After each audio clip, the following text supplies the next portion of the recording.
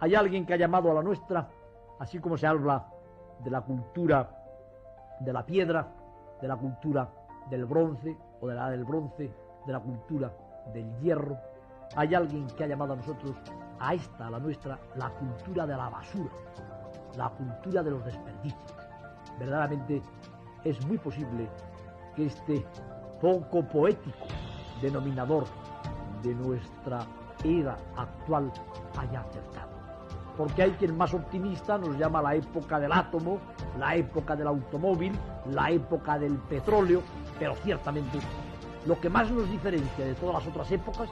de todas las otras culturas, lo que más preocupa y lo que verdaderamente más puede transformar radicalmente la posición de la humanidad en el presente es la basura. Basura no solamente en forma de coches viejos que se apinan y se amontonan en los cementerios, basura no solamente